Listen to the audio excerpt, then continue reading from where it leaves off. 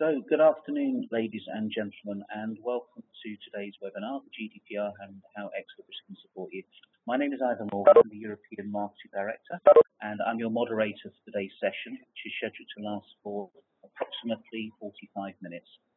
Before we begin, I'd like to draw your attention to the Q&A box on the bottom right-hand side of your screen.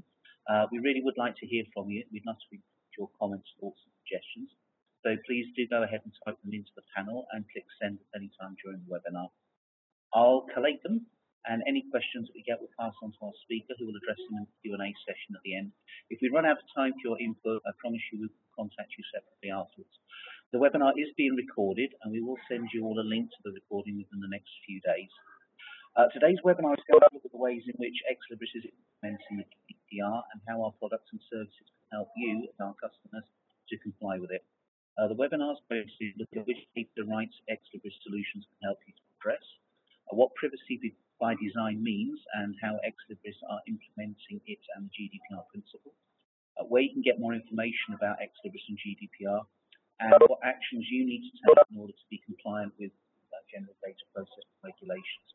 Our speaker today is Amsel, who is the Privacy and Regulation Officer and Data Protection Officer at Ex Libris. Prior to joining Ex Libris, Ellen was Chief Information Security Officer at Princeton University, Information Security and Compliance Manager at Dynamo Software, and also Information Security Officer at Stanford University. Ellen holds a master's degree in Business Continuity Management and in Computer Information Science. She's also a Certified Information Privacy Manager and Certified DPO. So let's get straight forward to the content that I know you look forward to hearing, and I'll hand over now to Ellen. Thank you. Good afternoon, everyone. It's a pleasure to be here. I'll just jump right into it. Just a little legal notice and reminder that we are not lawyers. We're not providing you with any kind of legal advice. Everyone needs to understand GDPR and how it affects them individually and what the correct steps would be for them to take within their own institution. These are the areas we're going to cover today. As Ivor mentioned, we'll briefly touch on the definitions and the data subject rights. Data subject rights within the our product is how we are trying to help all our customers to understand how they can comply with GDPR. We'll talk a little bit about security by design and what we've done at Ex Libris. We'll talk also about where we can get more information, where more information is available to you on GDPR and Ex Libris, what our action plans at Ex Libris are moving forward, and hopefully there'll be plenty of time to take questions and answers. And as Ivor mentioned, any questions we cannot answer during this session, we will gladly get back to you individually and get you the answers that you need. There's another disclaimer. We'll just move right past it. So let's talk for a moment about GDPR definitions. I'm sure by now that everyone has heard about data controllers, personal data, and data processors. So I'm going to just quickly go over them so that we're all talking the same, we have the same vocabulary, which is what the vocabulary is within GDPR. Personal data in particular is something people seem to be confused about when I talk about it and mention GDPR. There was always a concept of what was called personally identifiable information, or PII. This is no longer the case. PII is just a type of personal information. Personal data, personal information is basically any information about a person. That is how you should look at it. It has no specific qualifications. It doesn't mean it has to be a tax ID or a country number or a financial institution number. It's any information that describes a person that is being collected or processed about them. And within the context of GDPR, that's quite broad. To remember that our data subject is any person whose personal data is stored within an Ex Libris product. So basically, you, our customers, we'll talk about you're the data controllers, and the data subject is usually the patron or the staff person who is working on the system. The data subject, according to GDPR, just to give you The definition is an identified or identifiable natural person about whom the data relates. I want to point out that this is a person who is currently alive. There is that distinction within GDPR. A controller is the group, entity, individual, whoever it is who is making decisions and determines how the personal data of the individuals will be processed. So within our little context here, the customer is the data controller. That would be you. You are the ones who make decisions about the data that is used within the Ex Libris products. The processor is the group, the entity, the person, whomever that is doing the processing on behalf of the data controller. So we, Ex Libris, are the processors. We take our directions from you, the data controllers, and you, the data controllers, are the ones who make the decisions about the data subject's data and how it should be processed. Just a reminder that within the context of this discussion, you, the customer, is the data controller, and Ex Libris is the processor. So let's talk a little bit about the rights that are noted within the GDPR. And I just want to preface by saying that I'm a big fan of GDPR. I know that sounds a little strange. It's a very difficult regulation for implementation. I know that it's affecting a lot of organizations worldwide because of its requirements. But one of the reasons I think it's such a wonderful regulation is it's all about keeping the data subject well informed about what's happening to their data. We need to now provide them with privacy notices to tell them what we're doing with their data. We are now obligated to be transparent in how we handle personal information for others. And I think that's a wonderful thing. Right of access. Under GDPR, data subjects have the right to obtain their information or to know what information is being processed or collected about them. They also have the right to know if special categories of information are being collected about them. Special categories are noted in particular in the GDPR, and you can go back, the content of the GDPR, the text itself, is very easy to read, and it goes into specifics as to what special categories are. But they include things like union affiliation, religious beliefs, things of that nature that we consider, as people, we consider to be sensitive information. So if you need more information on that, I suggest you just go to the GDPR text that's available. The right to rectification. Individuals now have the right to correct their own information. I don't know if you've ever Googled yourself and looked up information about yourself. I know that sounds a little vain, but it's an interesting experience. You should try it. I highly recommend it. If when you read about yourself, you'll be surprised how many times the information there is incorrect. And other people who might be Googling you as well may be reading about you and have erroneous information. You now have the right, as a European citizen, to go to the collector of that information and say, I want this corrected. This is not correct, and I want it to be kept accurate. Whoever is holding the data subject's information is obligated to keep that information accurate. The right to erasure, it's also known as the right to be forgotten. I think a lot of people have heard about this one. This is another great part of the GDPR, is that data subject can now say they no longer want their data in someone else's possession. Even if it's public information, if someone else is collecting it, and they've gotten it from public sources, you can go to a website owner and say, I don't want you to have my data anymore. I want you to delete it. Now, I want to be very clear that this is not an absolute right to say, I want you to delete my data. The reason I'm saying that is, imagine that you have somebody with a criminal background that person does not have the right to go to the police and say, I don't want you to store my criminal information anymore. I don't like that you have it or that it's available for others to see, and I want you to delete it. In that specific case, the person does not have the right to say, I want you to remove my data. And there are other examples that I'm sure you could think of where removing the data would be inappropriate. And so it is a right to request it. It is not an absolute right that it will be accomplished. The right to restrict processing is another right within the GDPR for the individual. This means that a person can say, I don't want you processing my data right now because the data you have I don't think is correct and I want you to fix it.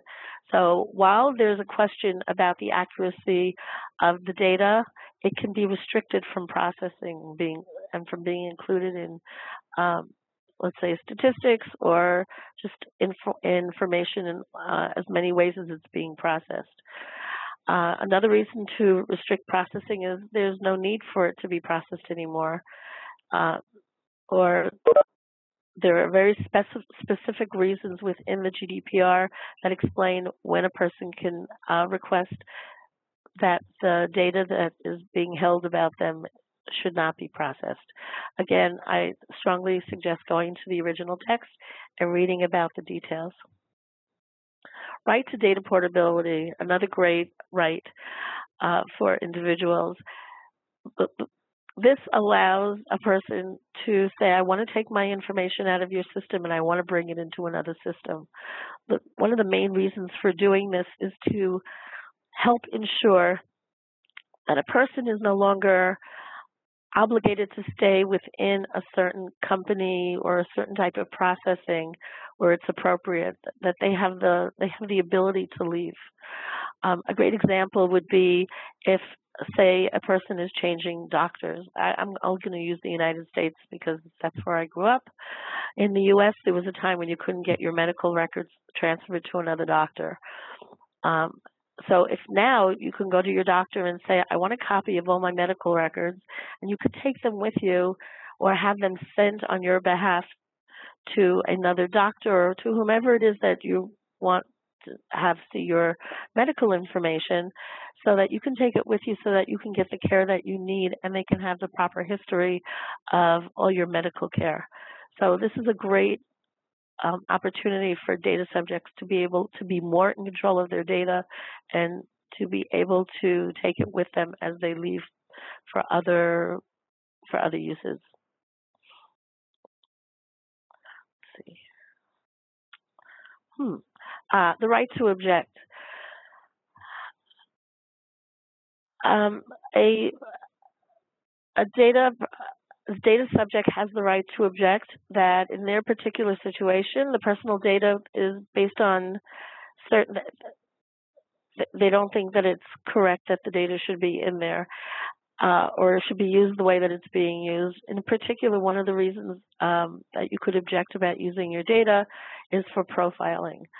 So in other words, because of, say, your gender, your size, your height, your eye color, you might be profiled in a certain way that will either get you approved or disapproved for certain specific services.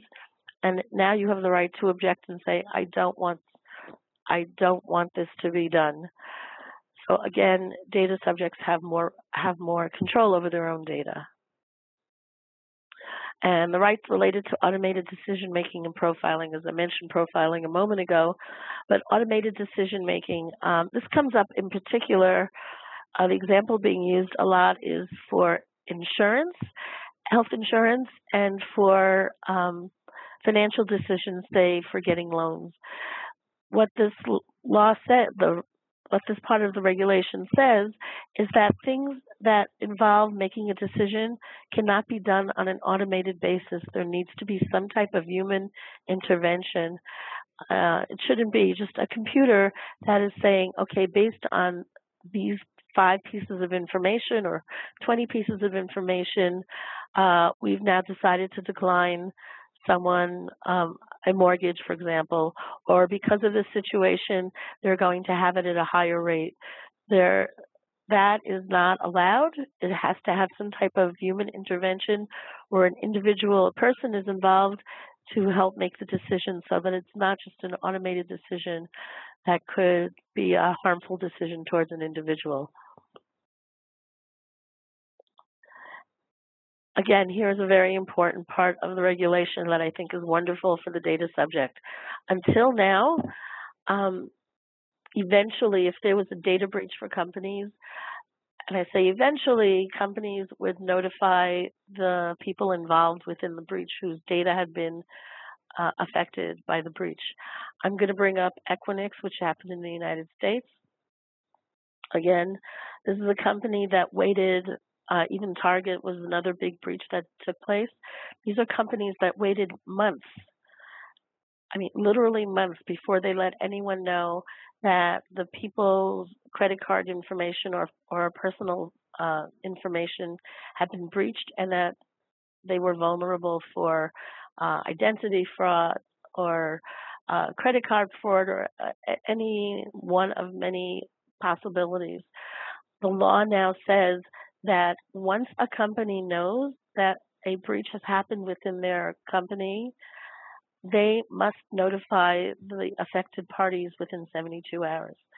And I think that this gives so much more control for us as individuals to know what's going on with our data. Of course, nobody wants to hear that there was a breach, but it's better to know about it immediately than to hear about it 5 or 6 months later after so many other things could have taken place where you don't have the ability to control what might happen, what results might happen because there was a breach. So this is a great part of the GDPR regulation, that now whoever is handling your information has to let you know within 72 hours. And this goes back again to transparency and being able to be better control of your own data. So let's talk a minute about security and privacy by design. So what is privacy by design? Well, it's what it sounds like is privacy is something that should be a consideration from the moment that you start thinking about developing a system throughout the entire life cycle of that system. So, for example, data protection by design means that you make sure there are two parts of it: data protection by design and data protection by default. Data protection by design means that when you're designing the system, you're thinking about protecting the data. So a great example of this would be I would say more like in the 70s and 80s, probably even now, but I'd rather blame it on old history. When systems were being developed, a lot of times the developers would start enumerating tens upon tens of data fields that they wanted to collect for the system. The system perhaps needed only 10 or 15 fields, but the philosophy was, let's collect as much information as we possibly can because you never know, we may need it later and we may want to do something different with our systems. So let's collect as much information as possible, and later on we'll figure out whether or not we actually need it. That is no longer allowed. You're only allowed to collect the necessary information for the applications for the systems that are being used. And that has to be a key consideration when you're developing a system.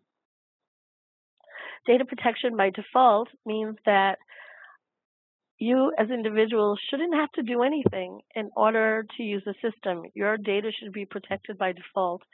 I'm going to pick on Facebook for a moment because a year ago, if you used Facebook and you logged in, all of the privacy settings were set to allow everyone. So in other words, when it said allow friends, it said allow everyone, allow friends of friends and friends of friends of friends. Allow anyone to look at my pictures, allow everyone to send me messages. Facebook is changing as they need to for GDPR and as they should because we should be in better control of our data. If you go to Facebook now, if you've been using Facebook, you'll receive notifications that talk about making sure your privacy settings are closed. In other words, it should say not allow anyone or only allow me, myself. If you open a new Facebook account today, I believe that all of the settings will be set to allow only myself. And if you want to allow someone else to have access to see your pictures, for example, you have to go in and do something to allow that access. So that's what data protection by default is. Protect everything by default where you as the user do not have to take any action whatsoever. And if you do want to allow someone to have access to your data, only then would you have to go and take some action. Okay. So the 7 principles of privacy by design, I want to make sure everyone knows that privacy by design has been around for about 7 years. It was actually developed in Canada by the privacy officer there at the time. And these 7 concepts for privacy by design have now been accepted globally and as the 7 principles of privacy by design. So it should be proactive, not reactive. It should be preventive, as we mentioned. Privacy is the default. Privacy, you shouldn't have to do anything in order to have privacy about your data. It should be embedded into the design, which is what we talked about just the previous slide. Privacy should come with the full functionality of the system. In other words, if you want your data to remain private, you shouldn't have to give up functionality within the system. There was a time where developers would say, "Oh, we can give you that functionality, but then you can't do. I mean, we can give you the privacy you're looking at, you're asking for, but then you can't do these 3 things within the system because in order to do these three things, you have to give up your privacy." That is a concept within privacy by design that you should never have to give up functionality in order to have privacy. There should be end-to-end security involved. There's always a question about what's the difference between privacy and security.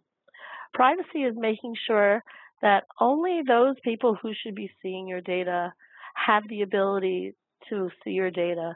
Security is the methods by which you enforce the privacy. Security are the tools and techniques that make sure that the data is secured, that there are ways for only allowing specific individuals to access your data as appropriate. And it's within the entire life cycle system. By that I mean when changes are made to the applications, a discussion should still continue to take place about privacy and security. If something has to be repaired within the system because systems need to be repaired for whatever reason, security and privacy still need to be embedded within the actual system. Another important concept of privacy by design and the principles of privacy in general is that there's visibility and transparency to everyone. It's no longer a black box. Your data doesn't go into some mysterious cave and come out on the other end. It's been manipulated and massaged, and you don't know what's happened to it. And respect for user privacy. I would put that one first, but it's the last one, and I think it's to reiterate how important that is for the concepts of privacy. I would like to point out that at Ex Libris, we try our best to meet all of these requirements. We think about privacy all the time. It's very important to us.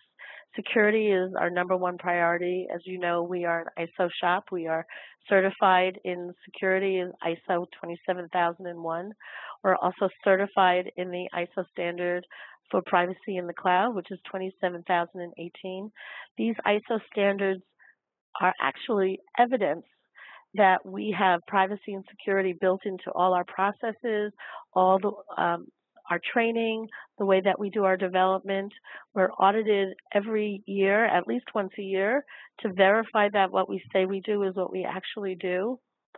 We ensure end-to-end security. Many of you, we've answered questionnaires over time about how we provide security. We make sure that the data is encrypted when it's in transit. We make sure the data is secured when it's at rest. We make sure that the data is in a specific data center that's unique to that region.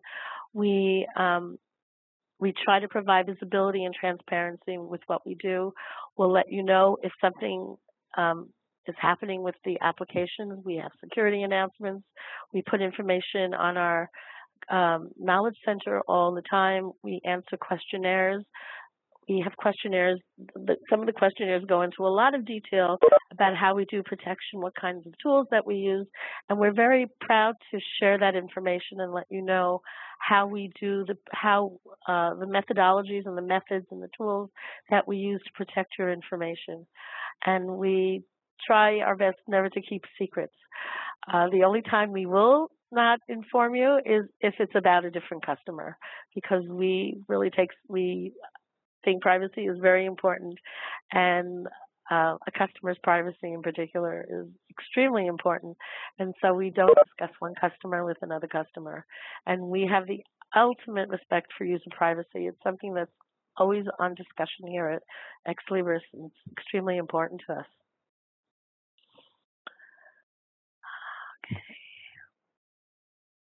Okay. So what have we done about privacy by design in particular? As I mentioned, privacy has been a core principle at Ex Libris for at least 7 or 8 years. I only joined Ex Libris. I joined Ex Libris in December of 2015. The fact that there is a new position called Privacy and Regulation Officer is again evidence of Ex Libris's commitment to privacy and compliance in particular, which is the reason that I was hired for this position. We have had and we continue to have formal, extensive training for our product directors, our managers, our developers, our designers, our cloud engineers. This past December, we brought in a privacy expert from Ireland. I sat with her for about 2 weeks beforehand, talked about our environment, how we do things here at Ex Libris, and she designed 4 courses for us specific to Ex Libris to train our folks specifically in privacy concepts in a formal way. We've always talked about it. We've always been trained about security and privacy, but we addressed it more from a GDPR perspective. So we talked, there were about 230 people who were trained out of 450 who are here at the Israel headquarters. 230 of these folks, initially this was in-person training. Everyone went through a 90-minute course on privacy by design. Many people also went through a course on how to do a risk assessment, a privacy impact assessment, so that in particular this was done with anyone who deals with change within the system, so that they understand if there is a change within the system, the first question that we should be asking is, does this have an impact on privacy or security for our product and for our customer information? There was another course on GDPR and analytics, because data analytics is one of the areas mentioned within GDPR. And then we also had a very specific course for our cloud engineers on privacy and privacy within cloud operations. And as I mentioned, initially 230 people went through this training in person. We then took this training and turned it into a more generalized set of information. Everyone still had to see, we had recorded the first 90-minute session that went out to everyone within Ex Libris, and it became mandatory training for everyone worldwide. It wasn't just a matter of viewing the videos. Everyone had to actually take a test, and you could not complete the course unless you received 100% pass on the exam. And I'm proud to say that everyone, of course, hit the 100% the answers. Some had to do it on 2 tries, but that's all right, because that's still a way of learning. Everyone continued to learn. I am very proud to say that we have a 93% completion rate right now, and the 7% have to do with people who are out sick, on maternity leave, or are not currently at the company for reasons they might have taken a leave of absence for a specific reason. But we're basically at 100%, although I wouldn't put it that way. The other part of privacy by design, it is part of how we design our products. We have it in our development life cycle. We have it in our testing process. I'd like to mention it's also in our change control process. We have always had, there's a process that everybody goes through. We do plan changes and cycle releases. Part of that process is asking questions about whether or not the changes will have any effect on the security of the product, and will it have any effect on the privacy of the data itself? And so those questions have to be answered in order to make it through the change control process. And once it goes through the change control process, then it goes through the testing process. We are also very, very careful about our testing process. I've worked at many different organizations throughout my career. A lot of companies use copies of live data, of production data, in order to do their testing. As you could imagine, that could cause problems later. I was working at a university in 1999 who I was having this discussion with them. I had found out that they were trying to test the payroll system. And so they took a copy of the payroll data and they put it on a test system, and they were testing to make sure that checks could be processed properly, calculations were made correctly, and they forgot to delete the data. And because it was a test server, it wasn't treated the same way with the same type of security as a production server. And as you could imagine, 2 years later, someone broke into that server and had access to some people's payroll data from 2 years earlier. And since some of those people still worked at the university back then, their data was at risk. And back then also, the law did not preclude from including Social Security numbers, which is like the tax ID number, which made them even more vulnerable. So the university then had to really scurry and do a lot of remediation in order to not only remove the data from the system, which they shouldn't have used in the beginning, but also to provide assistance to whoever had been exposed through this breach.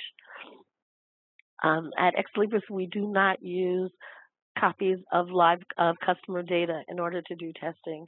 Instead, we have a product that actually masks or scrambles the data in such a way that it no longer looks like the customer's data. We have to make sure that the data that we use for testing meets all the correct requirements for the format and how it's developed, and the fields are filled out correctly.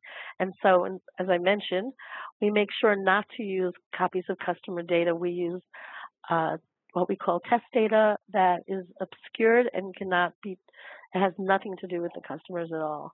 And we're quite proud of that as well. So we make sure that we practice what we preach, and we keep our customers' data private. Communication of a data breach. This is another requirement within GDPR. For those of you who have been with Ex Libris for many years, know that we have had a policy in place for many, many years. We've had a policy and a procedure.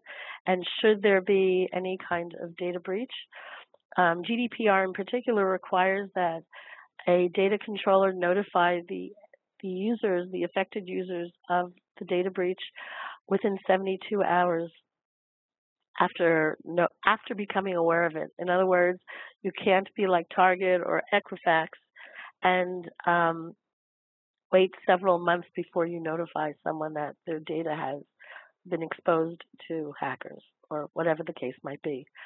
At Ex Libris, we have a policy that we try to make sure that we notify our customers as soon as possible, and at maximum within 24 hours.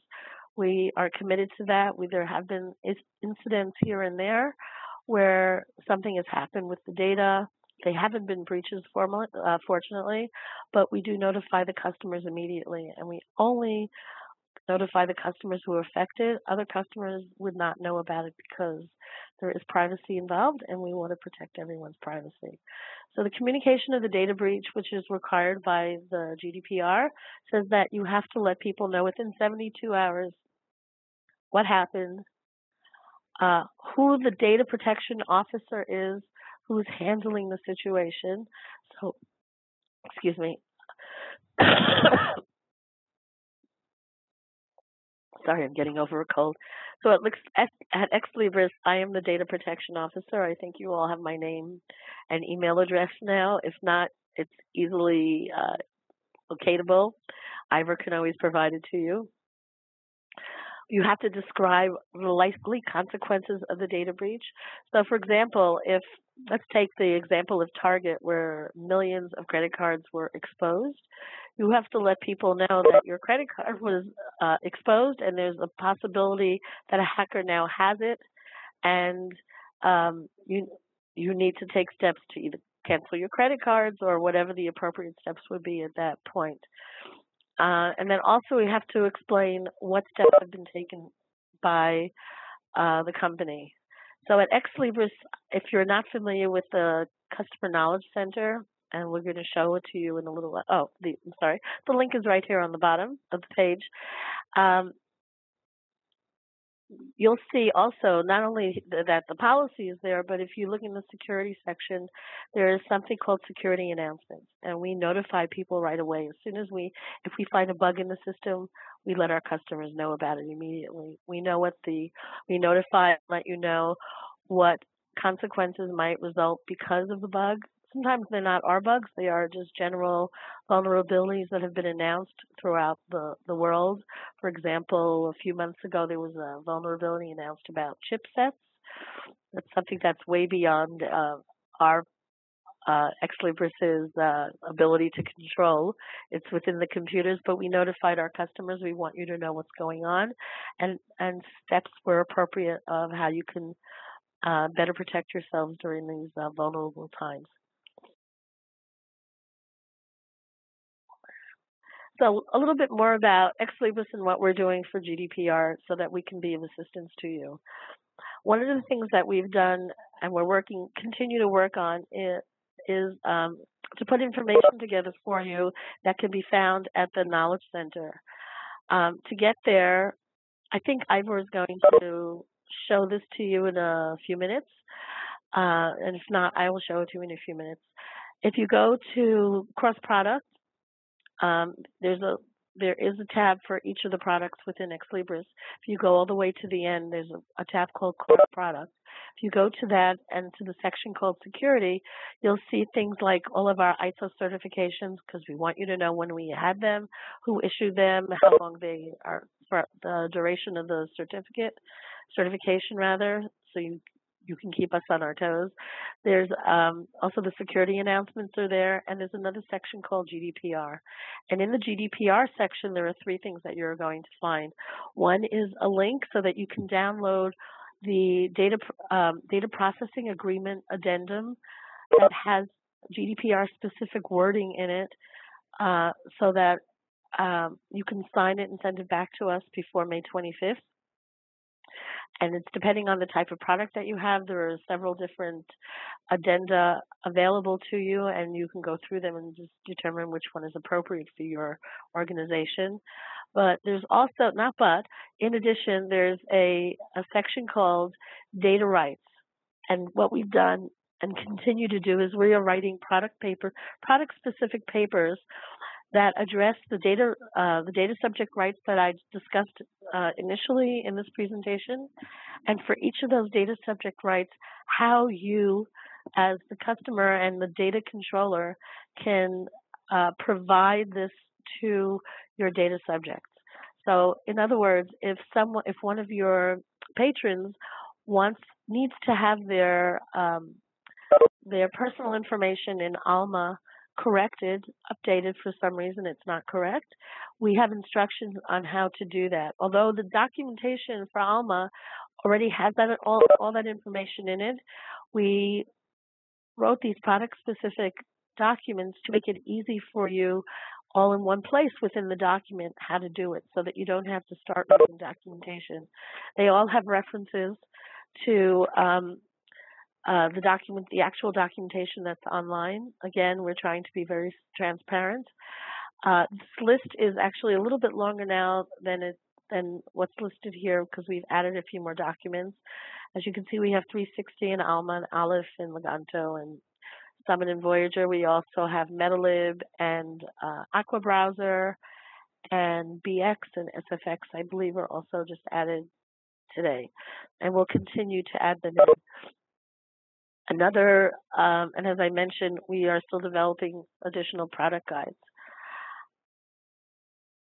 Let's see. Get the page, sorry. Let me go back. There's also one other thing that's not listed here that I would like to point out to you. We have been working with KPMG, the accounting firm, the global accounting firm, and we have asked them to go to perform a privacy assessment on many of our products.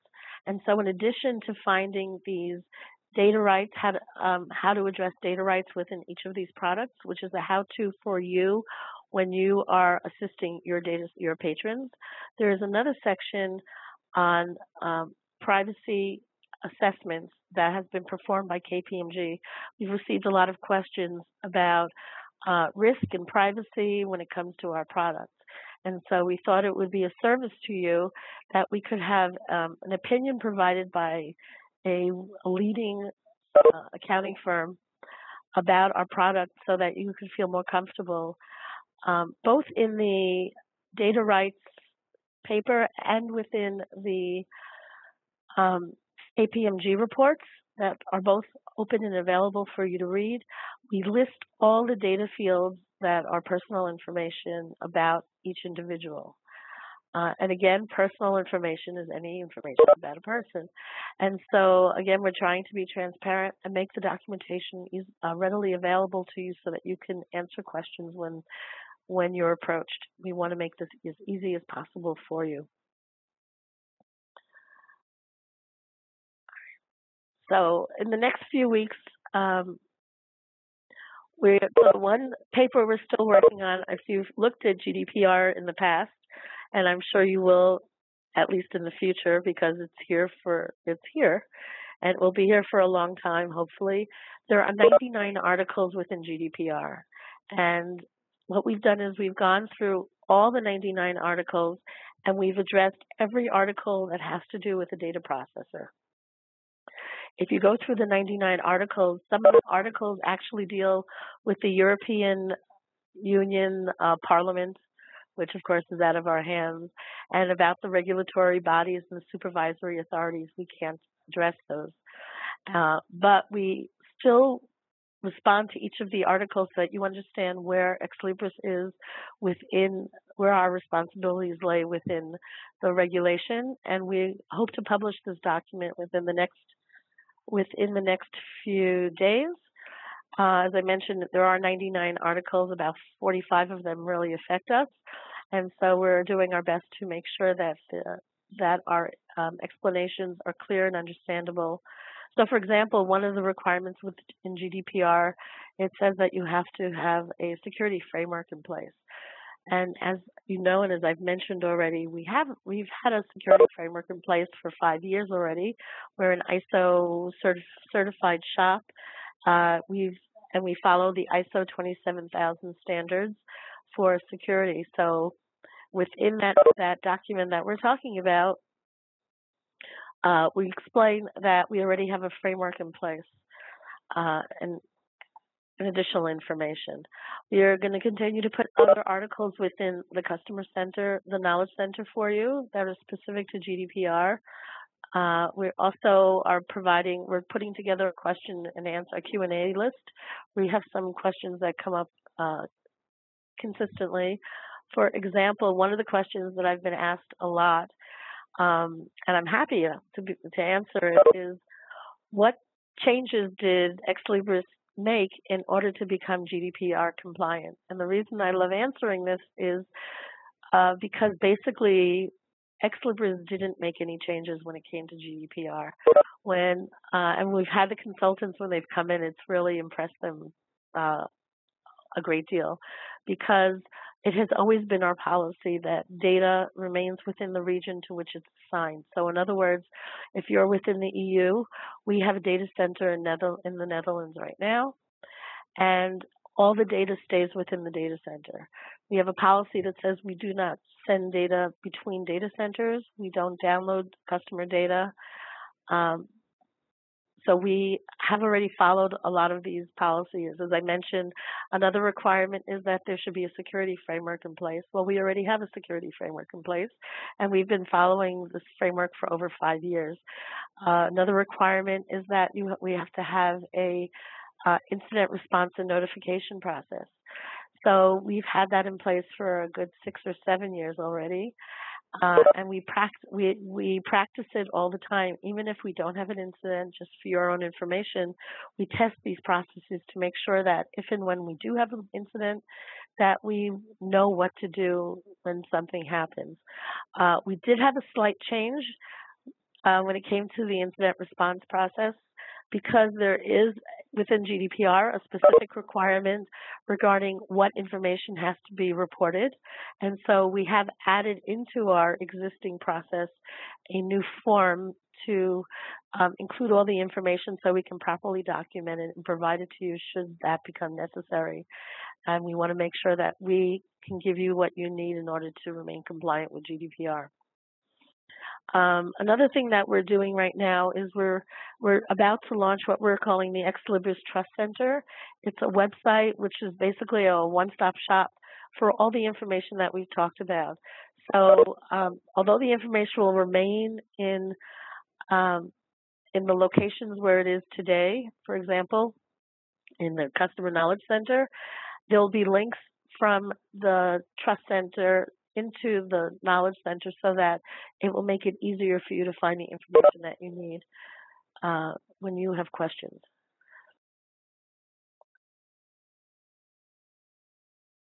And our action plan. So actually, this is your action plan. We've taken actions. As I mentioned, I've been talking about Ex Libris this whole time. Things to remember that you need to do. Please make sure to get a copy of the appropriate data processing agreement, get it downloaded, sign it, scan it, and please send it back to us. We're asking that they be scanned and returned. Here it says April 25th. That's very soon. We're suggesting April 30th. If you can't do it by April 30th, this is not an absolute date, of course.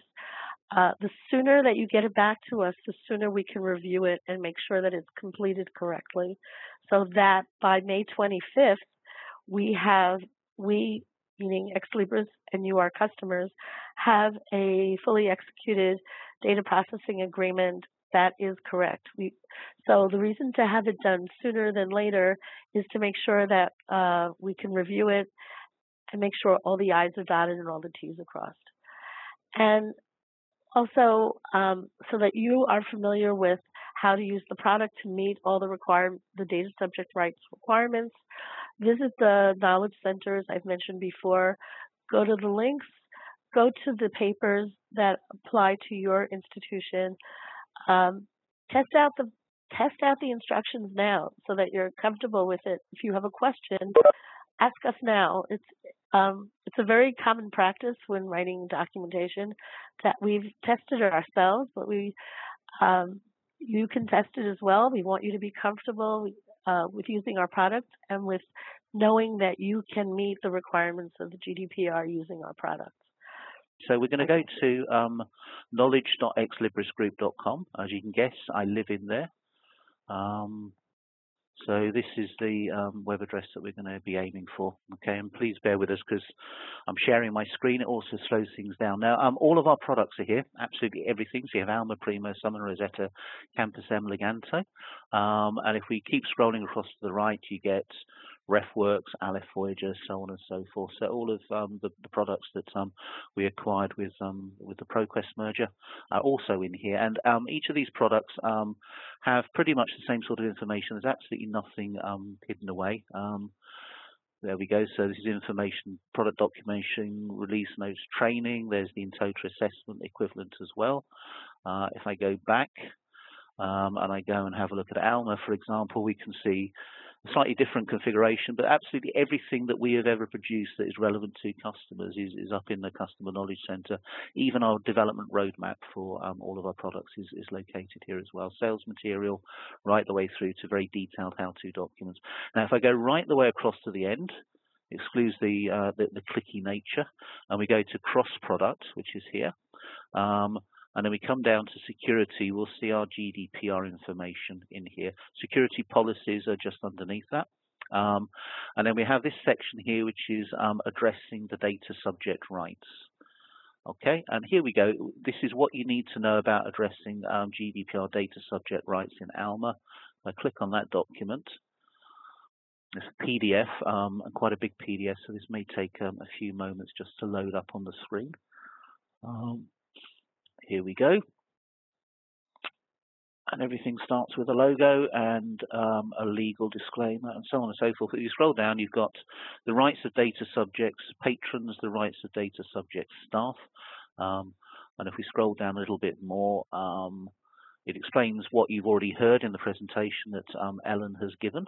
And then it goes into how you actually handle these rights within this particular, so in this particular case within ALMA, and it tells you what you're able to do. So it allows the customer administrator to generate a copy of the patron's personal data undergoing processing by using the SIS integration profilability. For more information, click here. That will be hyperlinked, and that will give you step-by-step instructions for how to actually go through this process. So every single data right that we've identified within ALMA in this particular case, such as deleting users, this is how you delete users, purging users, this is how you purge them from the system, user policy settings, this is all here for you and linked through to the appropriate information. And that information will either be a training session or a documentation or a product download file or what have you. And this is where we are so far. We have it for Aleph, we have it for Campus M in Tota, and we're going to keep, as Ellen said earlier, adding these instructions for you. So if somebody comes to you and says, data portability, get my information out of Primo, here's the information that will tell you precisely how you get that customer's information or that user's information out of Primo. So I hope that provides enough information for everybody to know where they're going.